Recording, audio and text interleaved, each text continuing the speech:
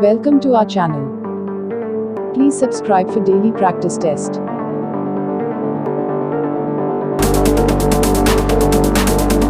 IELTS listening test. The test is in 4-part, Part 1, Part 2, Part 3, and Part 4. Now look at Part 1. Part 1. You will hear a telephone conversation between a travel agent and a customer. First, you have some time to look at questions 1 to 6.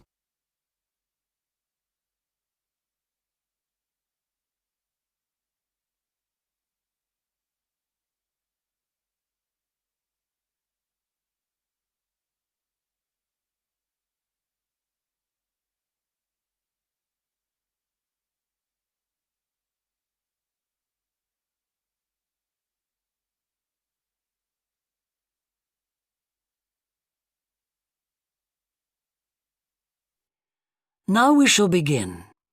You should answer the questions as you listen, because you will not hear the recording a second time. Listen carefully and answer questions 1 to 6. Good morning, World Tours. My name is Jamie. How can I help you? Good morning. I want some information on self-drive tours in the USA. Could you send me a brochure? Of course. Could I have your name, please? Andrea Brown, Thank you. And your address? 24 Ardley Road. Can you spell that? ARDLEIGH Road. Postcode? BH5 2OP. Thanks. And can I have your phone number? Is a mobile all right? Fine. It's 07786 643 091. Thank you. And can I ask you where you heard about World Tours? From a friend, or did you see an advert somewhere? No, I read about you in the newspaper. OK, I'll get the brochures in the post to you, but can I give you some information over the phone? What kinds of things do you want to do on your holiday? I'm interested in going to California with my family. I've got 2 children, and we want to hire a car. OK, we have a couple of self-drive tours there visiting different places of interest in California. The first one begins in Los Angeles, and there's plenty of time to visit some of the theme parks there. That's something on my children's list, so I'd want to include that. Good. Then you drive to San Francisco. From San Francisco, you can drive to Yosemite Park, where you spend a couple of nights. You can choose to stay in a lodge or on the campsite. I don't like the idea of staying in a tent. It'd be too hot. Right. And the tour ends in Las Vegas. OK. The other trip we can arrange is slightly different. It starts in San Francisco, then you drive south to Cambria. Someone told me there's a really nice castle near Cambria. Will we go near that? Hearst Castle is on that road, so you could stop there. Good. I'd like to do that. Does this trip also go into the desert? No, it continues to Santa Monica, where most people like to stop and do some shopping. We have enough of that at home, so that doesn't interest us. OK. Well, you could go straight on to San Diego. That's good for beaches, isn't it? That's right. That's a good place to relax, and your children might like to visit the zoo before flying home. I don't think so. We want some time for sunbathing and swimming. Before you hear the rest of the conversation, you have some time to look at questions 7 to 10.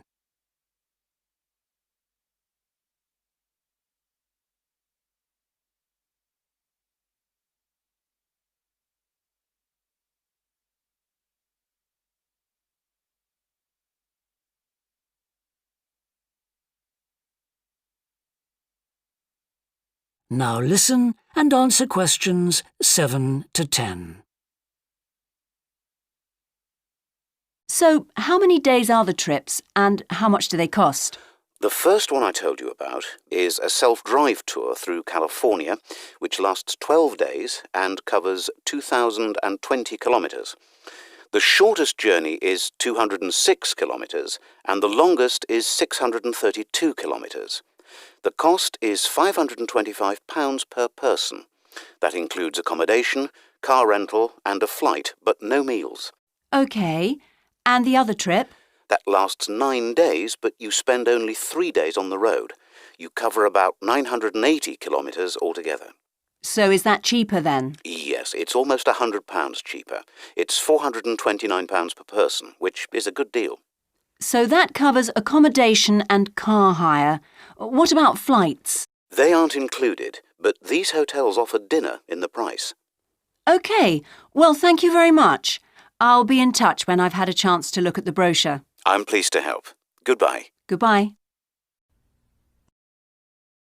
That is the end of part 1.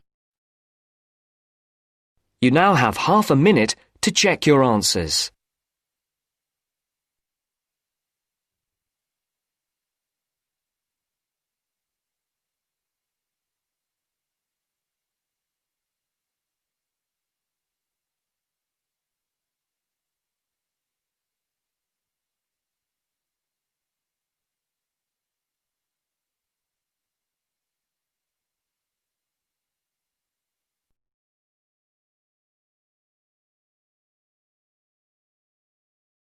Now turns to part 2. Part 2. You are going to hear a radio interview about giving up smoking. First, look at questions 11 to 13.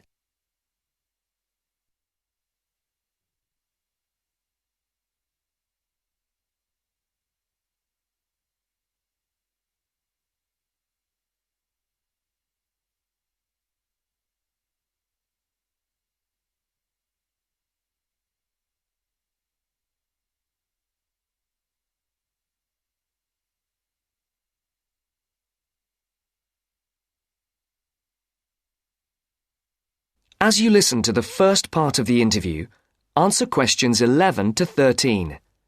For these questions, there are 4 alternatives: A, B, C, and D. Decide which alternative is the most suitable answer and circle the correct letter. And now, let's hear what Mr. Gold has to say about kicking the habit of smoking. It was connected with wanting to change your life and your desire to become an actor. Is that right, Mr. Gold? Yes. So, can you tell our listeners a bit more about how you managed to give up? Well, I enrolled on a variety of evening courses where I found I wasn't able to do the warm-up sessions. Bending down to touch my toes made me breathless. Even though I hated to admit it, the problem wasn't so much my sitting around all the time, but my 15 to 20 a day smoking habit. If I'd been able to limit myself to 3 or 4 cigarettes a day, there'd have been no problem, but I was seriously addicted.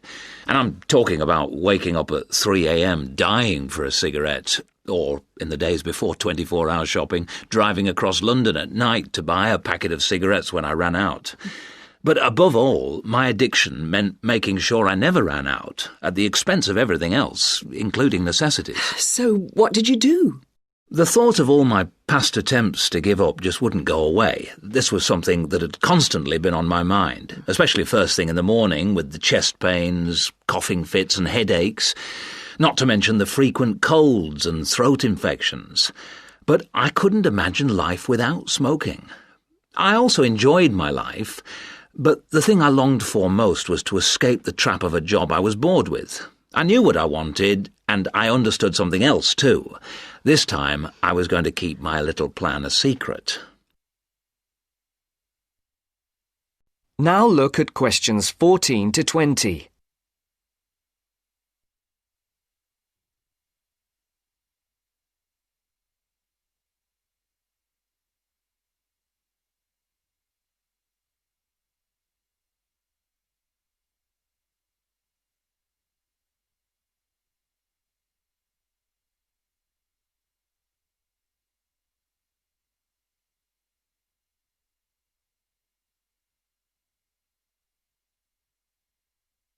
As the interview continues, complete the sentences.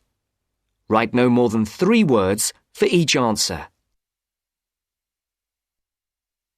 On the 1st of July, I managed to get through 24 hours without a single cigarette. The next day, I got to 48 hours. Then I aimed for 100, 500, 1,000.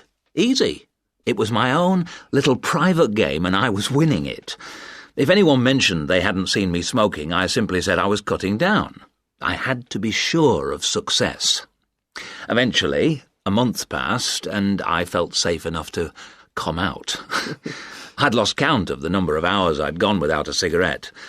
All I suffered was a couple of bad headaches, and then I was set for my most healthy year ever.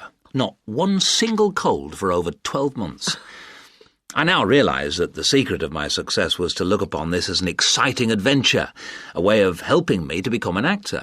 And because nobody knew what I was up to, I never once feared the accusation of having no willpower if I failed.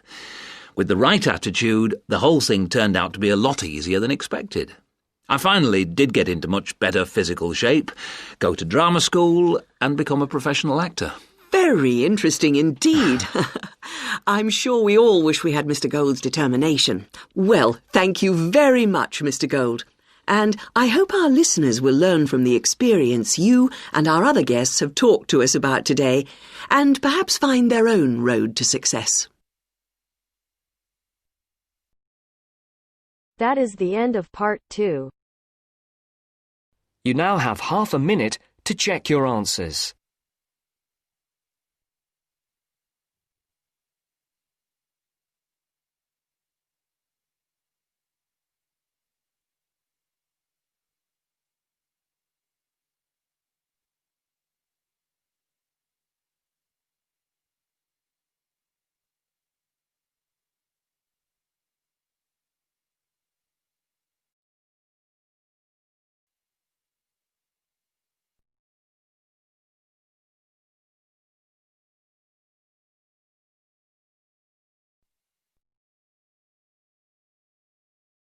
Now turns to part 3. Part 3. You will hear two students discussing the early childhood tutorial they are going to present. First, look at questions 21 to 26.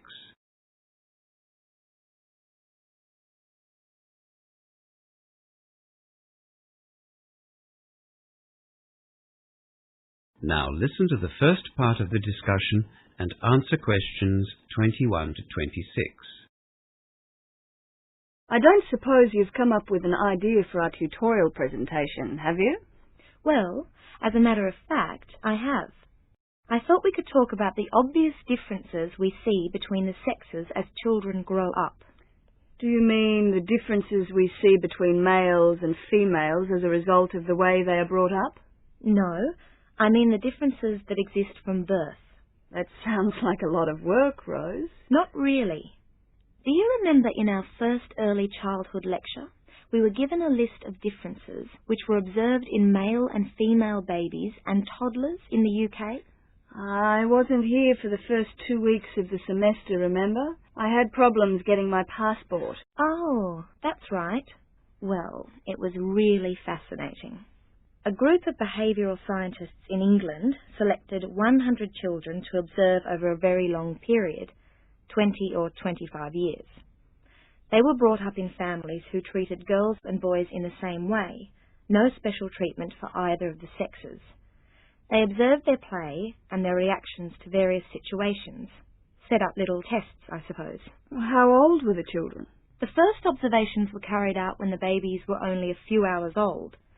They concluded that girls were more sensitive to touch than boys at that early age. How did they end up with that conclusion? Well, the lecturer didn't go into detail. I think he just wanted to get our interest, whet our appetite. There were lots of tests and observations done from soon after birth, right through to their early 20s. I thought we could investigate some of the case studies and then present the results in the tutorial. Well, that's a good idea, Rose. It'll be interesting, but it will also give us the chance to collect information for our end-of-term assignment as well. It'll also be a good opportunity to check out the resources available in the library. I haven't had the chance to spend much time there yet. Have you? The last 4 weeks have just been so busy. And of course, I had to catch up on the 2 weeks that I missed. I haven't had the chance either. I've heard that the library research staff are really willing to help out. Well, we can find out if that's true or not. We'll need to make an appointment to see them.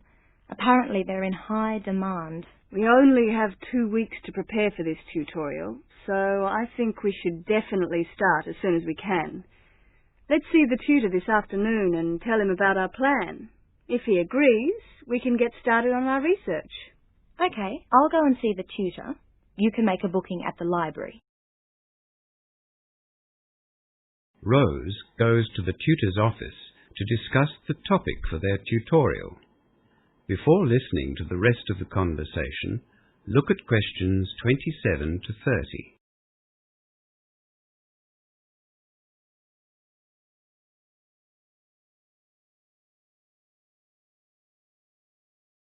Would it be possible to see Jim Clark, one of the early childhood tutors?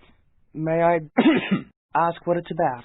We have to get approval for our tutorial topics in EC 101. Yes, I thought it might be about that. Unfortunately, Jim had to go to Sydney this week, but he has given me some specific questions to ask about the tutorials. Oh, we were hoping to get started on our research. We've only got 2 weeks. Don't worry. Jim's phoning in twice a day. If you give me the details, I can give you an answer by tomorrow morning. That's great. We are planning to present some case studies that were undertaken by a group of... Hang on. I just need a few short details. Let me see. I have to write down what the subject of the tutorial is. Okay. I guess the topic is gender and when the sexes start to act differently. So, is it about how male and female children are different? What can I write here, next to topic? Well, what about how the sexes differ? Okay, I'll put that down as your topic. Jim also wants to know the aim of your tutorial. Well, there are 2 aims, I suppose. The first is to show how they differ, but the other point we want to make is that the differences are innate, not learned. To show that differences between the sexes are innate, not learned. Right, that's the hard part. Now I need to know the date, time and room of your tutorial. It's in 2 weeks. Let's see. That'll be Tuesday the 26th at 11 a.m. We are in room B1203. And do you need any AV material? What does AV mean? Audio visual. You know, TV, video, tape recorder, overhead projector, that kind of thing. I hadn't thought of that. Guess we'll need an overhead projector. We haven't really started planning our tutorial yet. We just wanted to get initial approval from Jim. Never mind. You can always cancel the projector if you don't need it. Jim will phone in the morning. Do you want to come and see me then? Or I can phone you if you like. I have a lecture from 8 to 10 tomorrow morning, so I'll drop by after it finishes. Right. I'll see you then.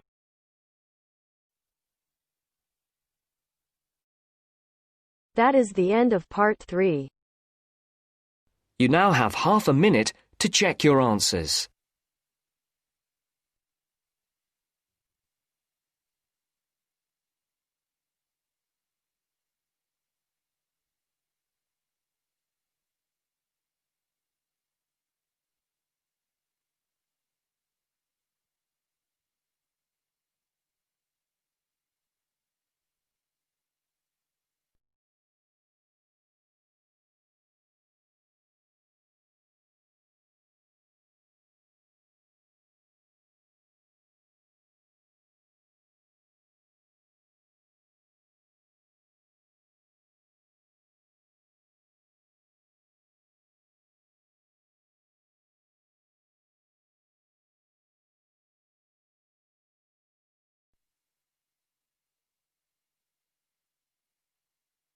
Now turns to part 4.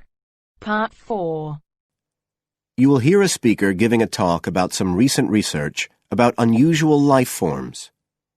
First, you have some time to look at questions 31 to 40 on pages 14 and 15.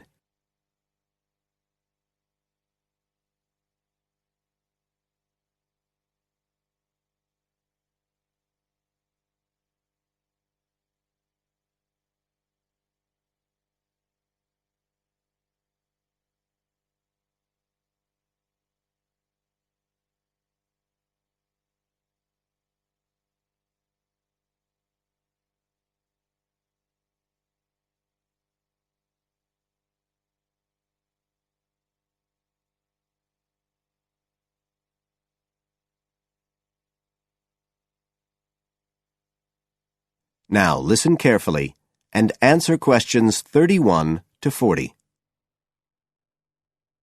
Hello, everybody, and welcome to the 6th of our ecology evening classes. Nice to see you all again.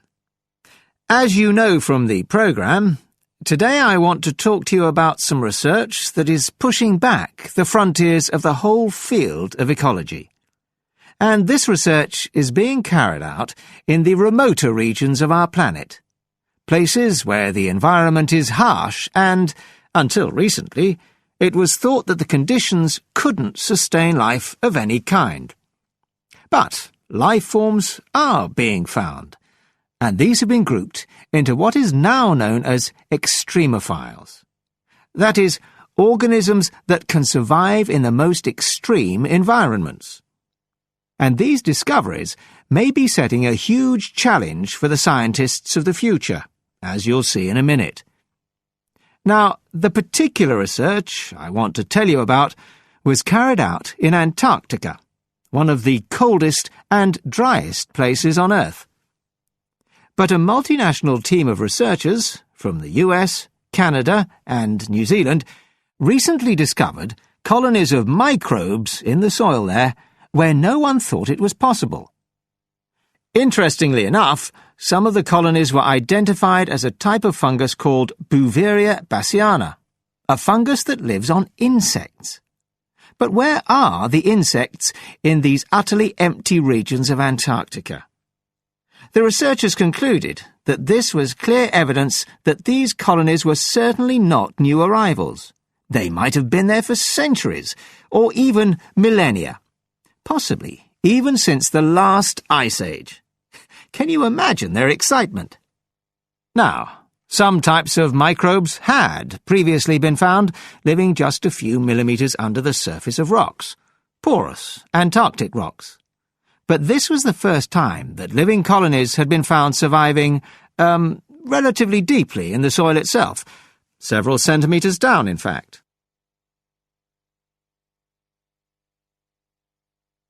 So, the big question is, how can these colonies survive there? Well, we know that the organisms living very near the rock's surface can still be warmed by the sun, so they can survive in their own microclimate, and this keeps them from freezing during the day. But this isn't the case for the colonies that are hidden under the soil. In their research paper, this team suggested that the very high amounts of salt in the soil might be the clue, because this is what is preventing essential water from freezing. The team found that the salt concentration increased the deeper down they went in the soil. But while they had expected the number of organisms to be fewer down there, they actually found the opposite. In soil that had as much as 3,000 parts of salt per million, relatively high numbers of microbes were present, which seems incredible. But the point is that at those levels of salt, the temperature could drop to minus 56 degrees before frost would cause any damage to the organisms. This relationship between microbes and salt, at temperatures way below the normal freezing point of water, is a really significant breakthrough.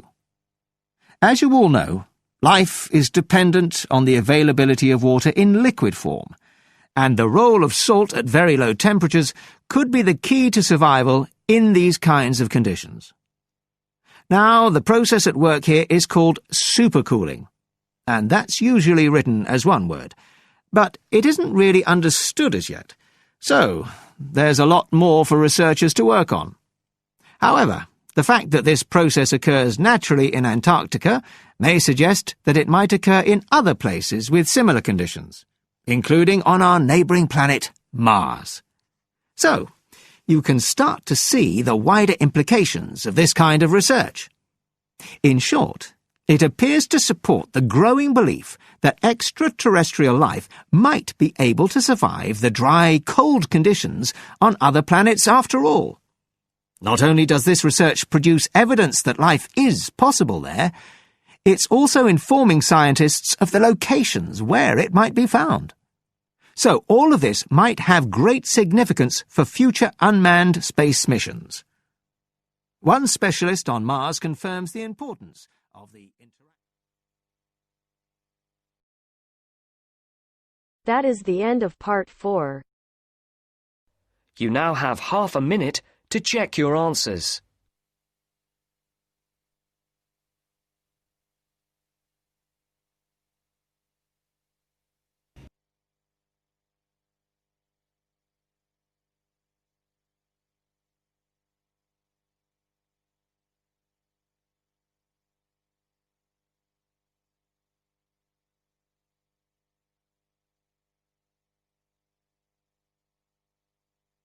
That is the end of the listening test.